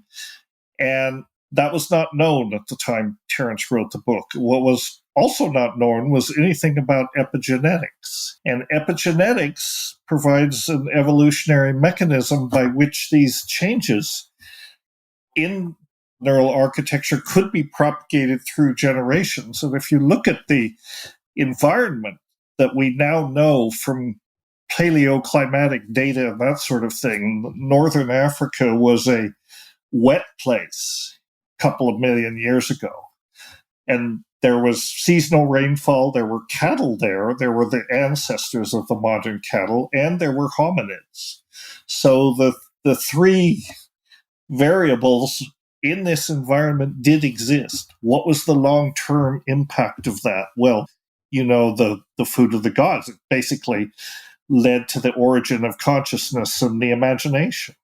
Yeah. I read a draft of your intro, or maybe the final version, I don't know, but it's really a great exploration, review of more recent findings, but also great exploration of language, images, imagination, consciousness, and then also the data to support this overlap of hominids with ungulates and coprophilic mushrooms. Right? Right. It seems almost inevitable that our ancestors would have been munching on these and found them very, very interesting and compelling on a lot of levels.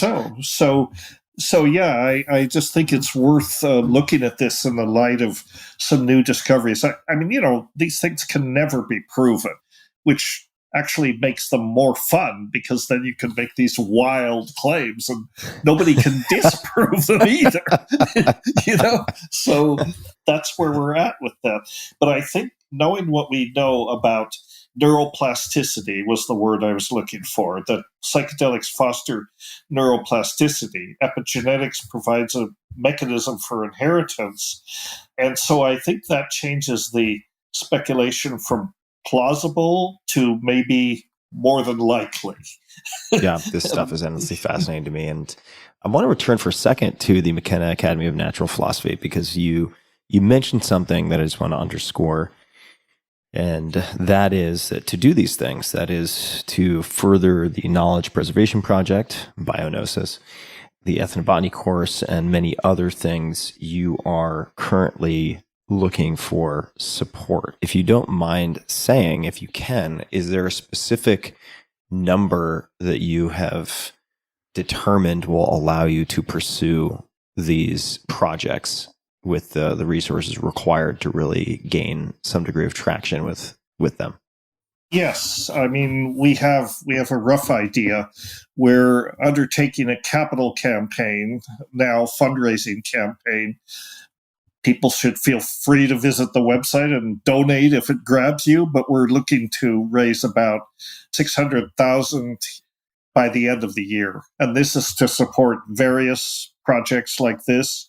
And then the herbarium digitization project, which is much more ambitious and much more expensive, and it's going to stretch over a couple of years.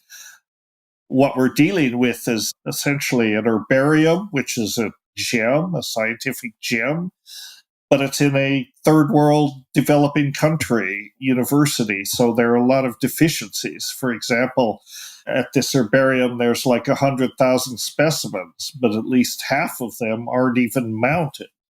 So we want to get enough funds to complete the herbarium, essentially, and then link it into various online database resources for natural products, pharmacology, genomics, and so on.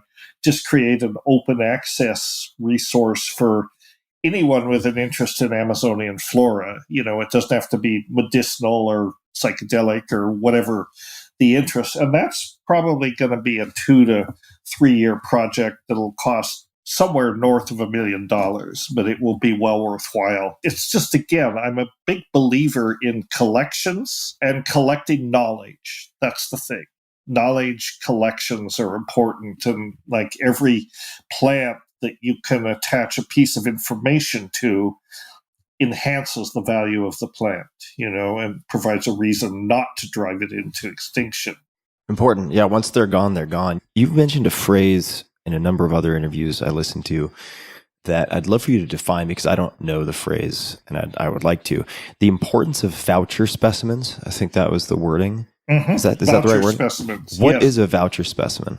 Voucher specimen, this is what Schultes used to rave about all the time. He would go on about, he did all this chemical work on, say, Banisteriopsis, for example, and there is a whole history of chemical investigations going back to the late 19th century, people looking into the alkaloids, the composition of Banisteriopsis. Voucher specimen is simply an herbarium specimen that you make. And if you're collecting plants and you're dragging them back into the lab to tear them apart chemically and see what's in there, you have to be able to reference a reference specimen, essentially.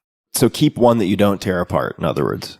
Collect pieces of the plant, make an herbarium specimen of the plant, make several in different herbaria around the world, but at least the herbarium of the host country. And then you can always go back to that, because taxonomists love to question each other. And so if you have a reference specimen, you can always go back and look at the actual collection. Somebody said, well, this is Banisteriopsis copy, that McKenna collected in 1981. But 5 years later, some other botanist may come through there and say, well, that wasn't Banisteriopsis copy. That was Banisteriopsis longeolata. And these people are fools. They didn't know what they were doing. This is what taxonomists do all the time. They fight with each other. But the point is that the chemical investigations are documented by an herbarium specimen that you can always go back and check. And now, of course, they use DNA profiling and this sort of thing, just another tool in the arsenal, kind of. But if you look at the chemical history of ayahuasca, if you look at who did what when they were sorting out what the alkaloids were, the first 4 or 5 investigators, I can send you a keynote about this, which you can look at your leisure. But the first 4 or 5 groups of investigators, they didn't take vouchers.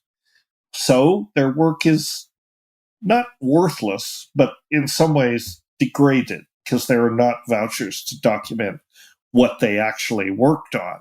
That's the thing with voucher specimens. And just to put some more connective tissue around, let's just say the Amazon and the flora of the Amazon, how many species would you say we currently estimate plant species to exist in the Amazon? In the Amazon? Yeah. About 80 to 90,000.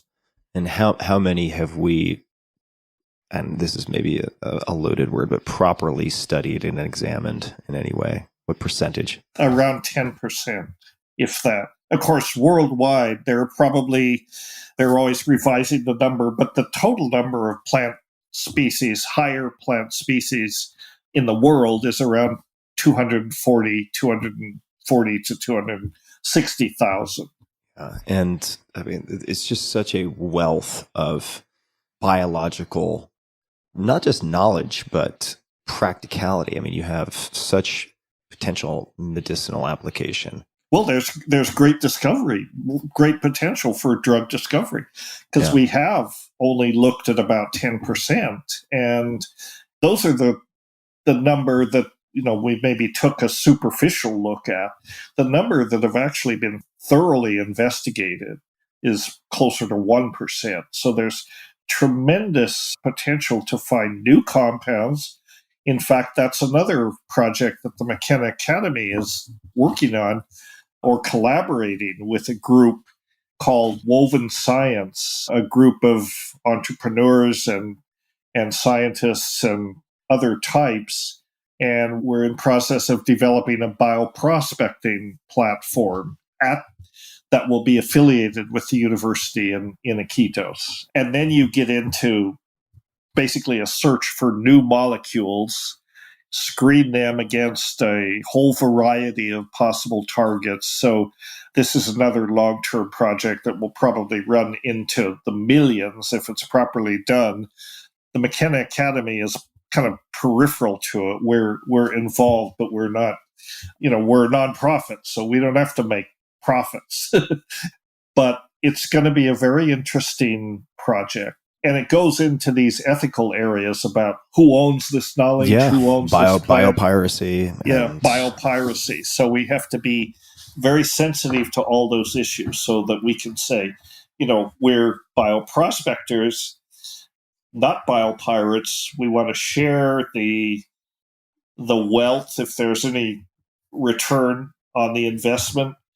We are committed to having Indigenous people have a big stake in that, have a place at the table, and a big say in how this goes forward. Because really, they've been the stewards of this knowledge for millennia, really. And it's always been the case that big pharma, big science comes in, they take what they want, they say, thanks very much, see you later, develop billion-dollar drugs off these things, and that's not right.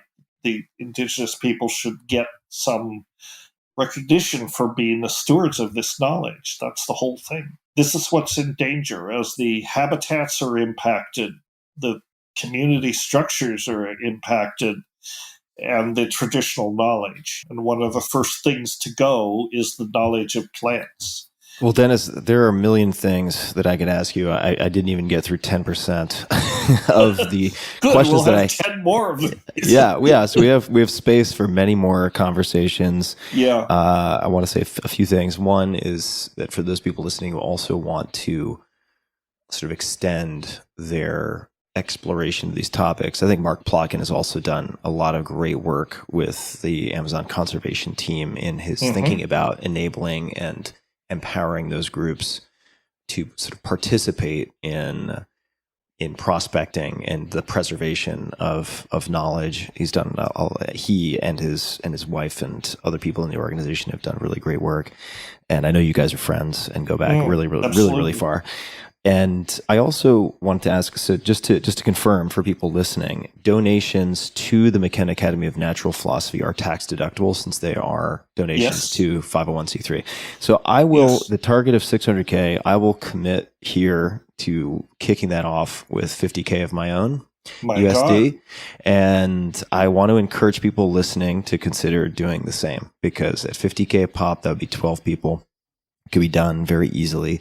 This is a early stage bet, albeit in a nonprofit. So I don't expect, of course, I can't get any returns from this in any financial way, but I really view you as a pioneer who also has a high degree of biochemical and sort of ethnobotanical fluency, who can participate and reconcile and critically examine multiple spheres. And you have a history of producing really fascinating and I think important work. And I definitely encourage people to also grab the Ethnopharmacologic Search for Psychoactive Drugs. They're in a boxed set. If you just search Dennis McKenna on Amazon, it pops right up, and you can purchase it on Amazon Prime. It's a beautiful collection and will give you a taste of some of what Dennis has curated. And certainly you can find his writing everywhere else. But I will commit to $50K. I encourage people to this is not investment advice, it's a nonprofit, but I really view this as worthwhile. And you're coming into this also as someone who has proven a decades-long dedication to examining and studying various facets of psychedelics and beyond, not just limited to that, much like I think Schultes was also very, very well versed in orchids and other things. One of the world's experts on orchids. That's right. Yeah. Roland Griffiths, also a lot of people don't realize, even though he's known for the psychedelic work with psilocybin at Hopkins, one of the foremost experts in caffeine and caffeine metabolism. And so you have such a broad spectrum of expertise. I feel like this is worth supporting. So I commit to $50K, and I encourage people to take a close look. That's incredibly generous of you, Tim. Thank you. Thank you for that. And thank you for encouraging your listeners to contribute.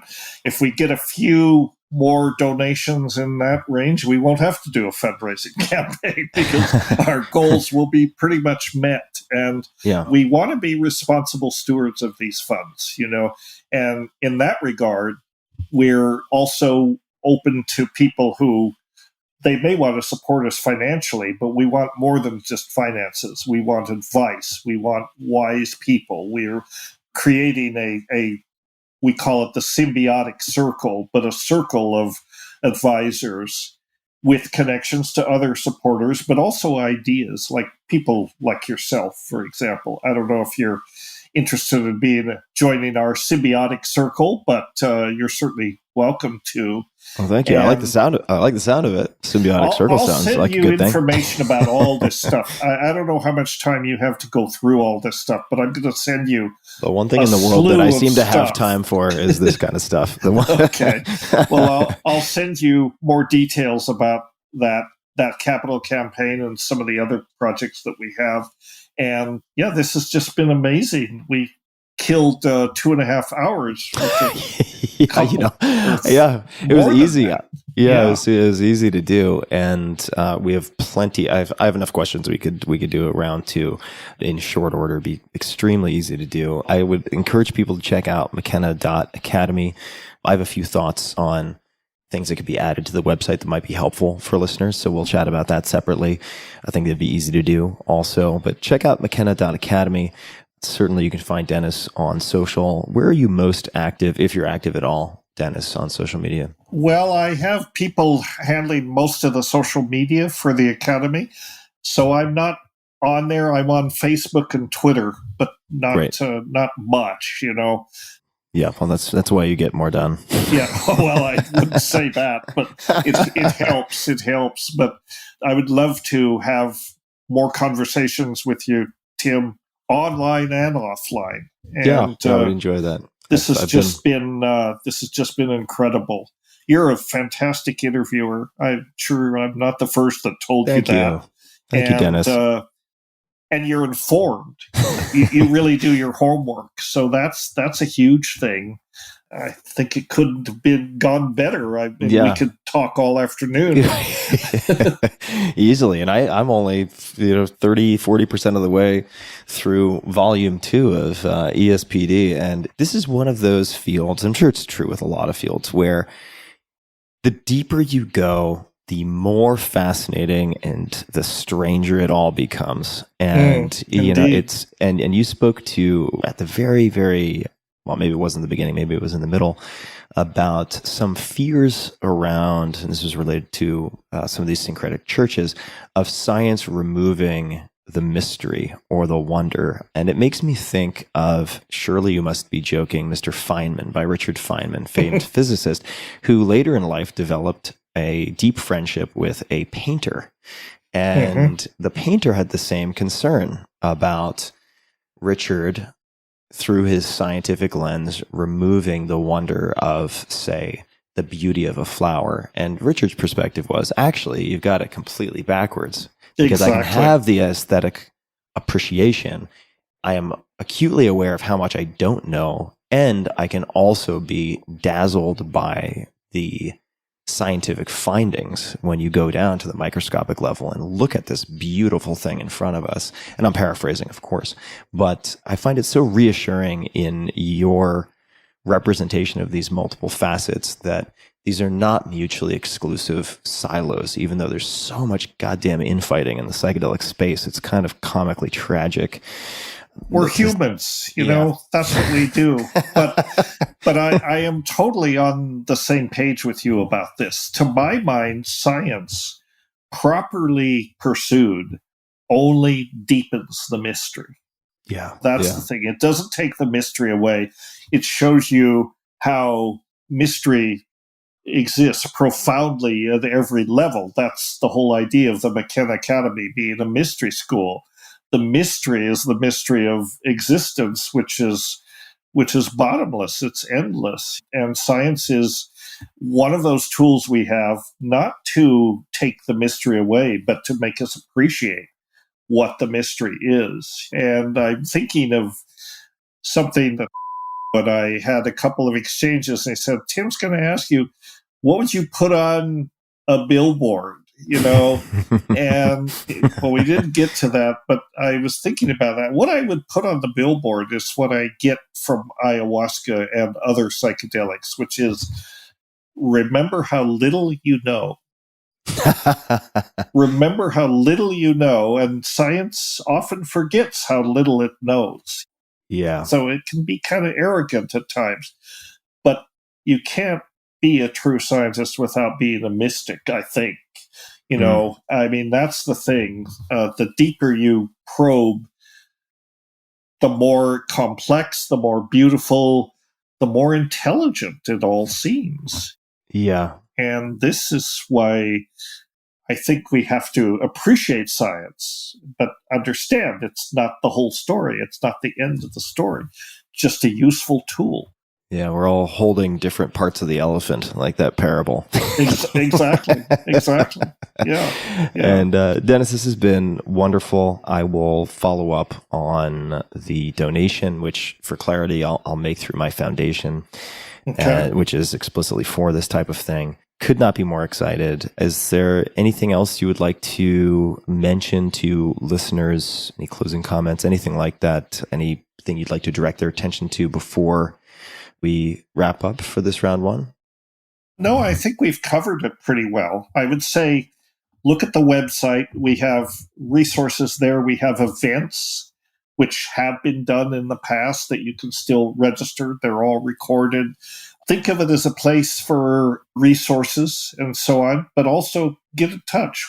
We want to be open. We want people to bring their talent and their wisdom and everything else to the table, and their money. But that's not necessarily the most valuable thing. Money is just the grease that lets the thing run. Yeah.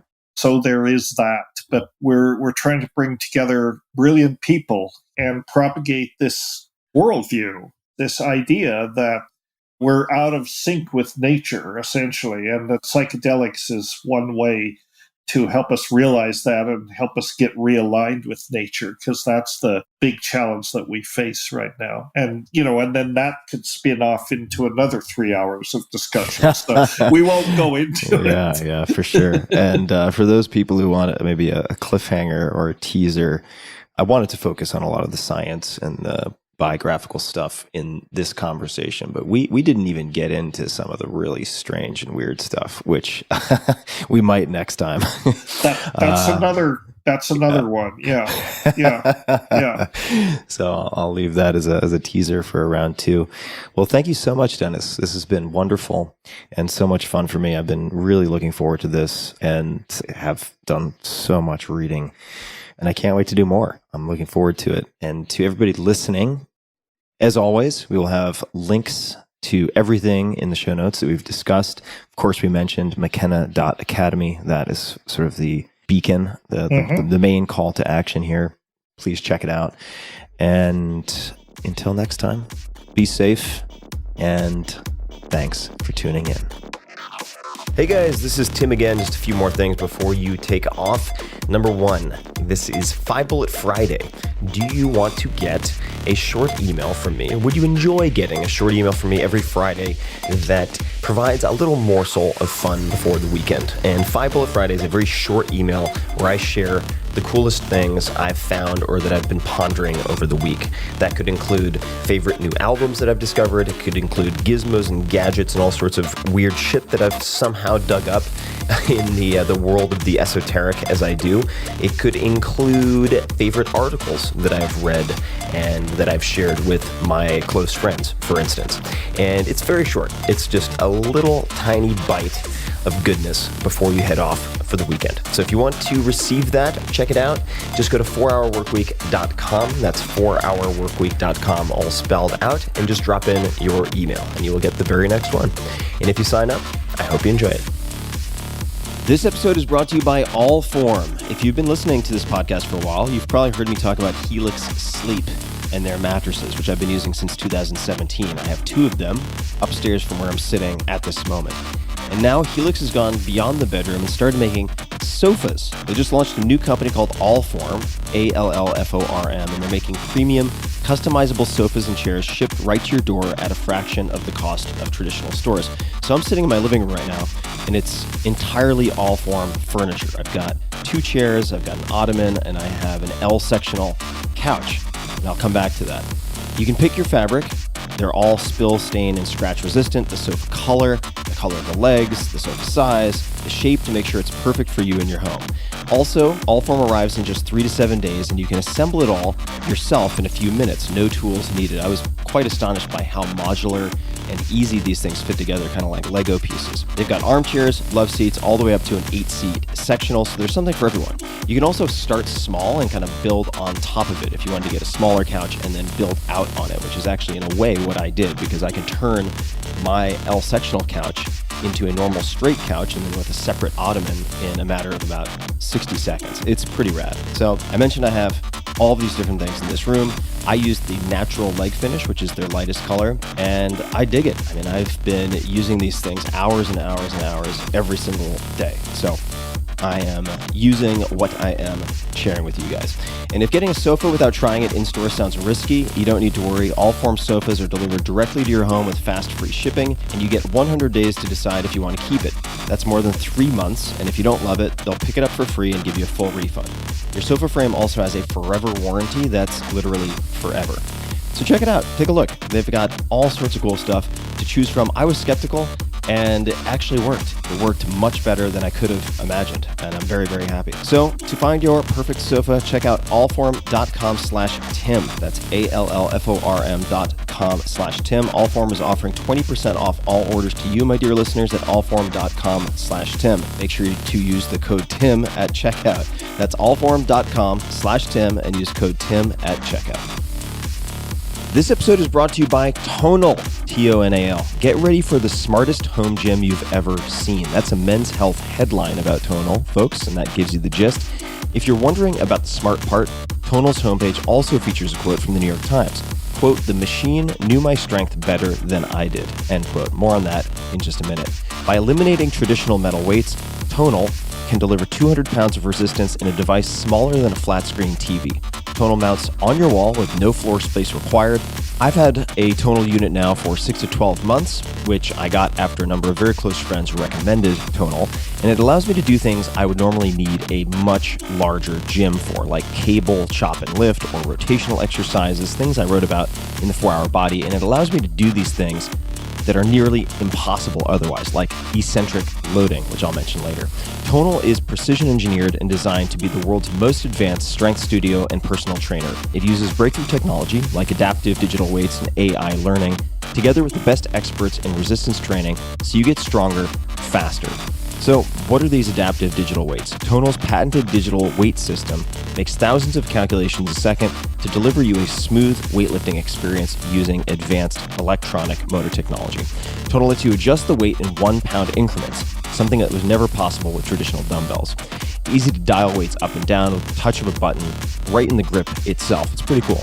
Tonal also has built-in dynamic weight modes like chains, eccentric, that's ECCENTRIC, and their patent-pending SmartFlex technology so that you can experiment with more ways to get stronger, faster, without the hassle of extra equipment like chains and bands. And it, once again, fits on the wall like flat screen TV, so you can make the best use out of the smallest footprint in your home or garage, wherever you end up putting it. So try Tonal, Tonal, the world's smartest home gym, for 30 days in your home, and if you don't love it, you can return it for a full refund. Visit www.tonal.com, that's Tonal, and for a limited time, get $100 off of the smart accessories when you use promo code TIM100 at checkout.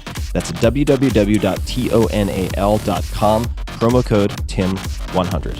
Tonal, be your strongest.